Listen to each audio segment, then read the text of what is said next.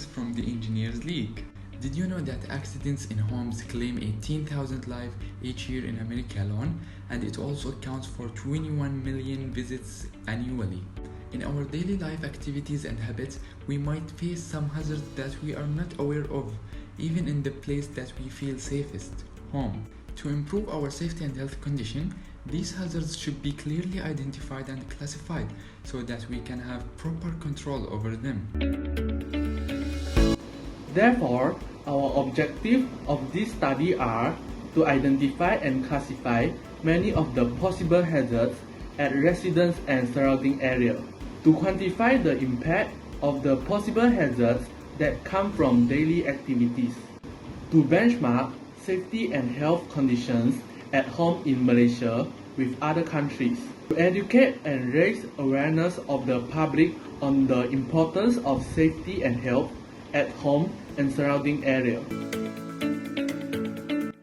Categorization of safety and health hazard is an important step in risk assessment, and once the hazards are identified and categorized, safety procedures can be applied. These are some examples of categories of safety and health hazard.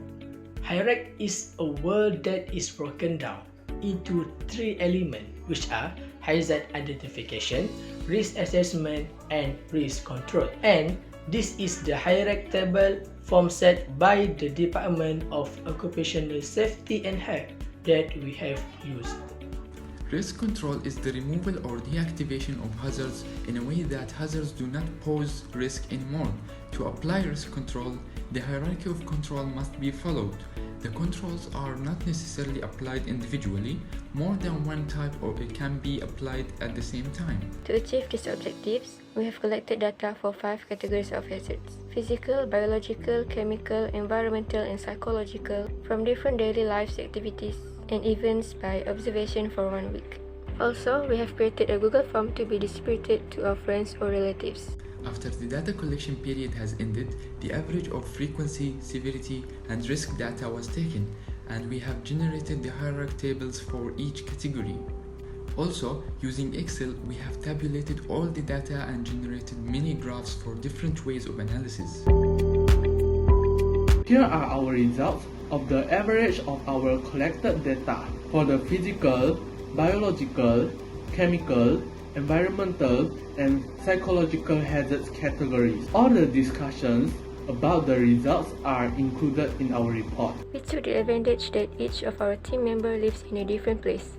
I live in Kuala Lumpur, Tay lives in Johor Bahru, Nick lives in Kelantan, and Bara lives in the United Arab Emirates. And to make the data more accurate, every member has collected data from his or her family also. And by that, we compared the data for each Malaysian state and the data from Malaysia with the data from the United Arab Emirates. We have chosen Indonesia because it is Malaysia's neighboring country and it has many similarities to be compared with Malaysia. We have collected some data and figure about hazard that are similar to the hazard that we have classified. Similarly, we have looked at some data and figures for different hazards in the US. We have chosen the United States because it's known as a developed country and has a lot of data. Also, we have looked into the risk assessment steps by the US Environmental Protection Agency.